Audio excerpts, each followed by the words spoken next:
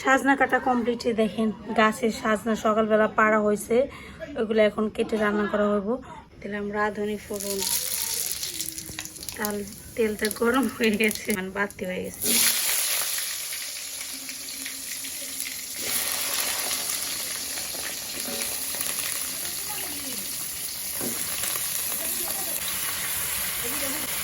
হলুদ, তেল গুঁড়া।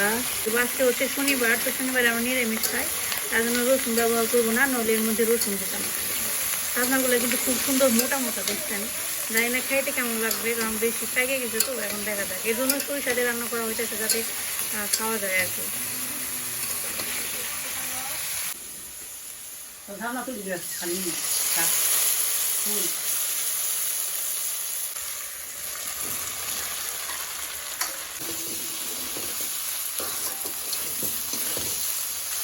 এই যে দেখেন আমাদের ওই পালান কাটা শেষ হয়েছে, এখন এটার মধ্যে আছে, এটাও প্রায় শেষ।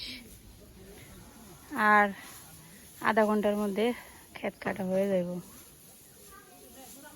আর ওইদিকে রান্না বান্না কোন পর্যন্ত হচ্ছে দেখালাম তো, সবানের তরকারি লাস্ট পর্যায়ে। আর রাইস কুকারে দিচ্ছিল সাজনা দিয়ে বুটি করা দিচ্ছে সরিষা দিয়ে, ওটা রাইস কুকারে বসাই দিচ্ছি।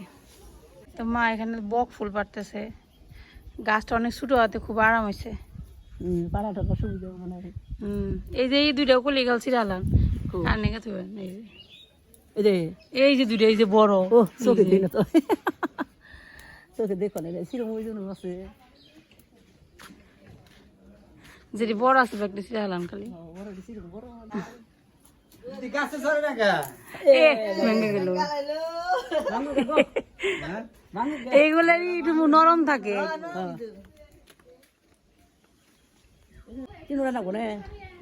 পাড়ে নিরে আপনার খায়াল রাখা দরকার। দেখেন এগুলো হচ্ছে বক ফুল, এগুলোতে বড়া খাওয়া লাগে, বড়া খাইতে ভালো লাগে। ধরছে তাই বেশি, এত ছোট গাছে। সয়াবিনের তরকারি প্রায় হয়ে গেছে, এর মধ্যে গরম মশলা দিয়ে দিছি, এখন নামে ফেলাবো। তো রান্না বান্না মোটামুটি কমপ্লিট।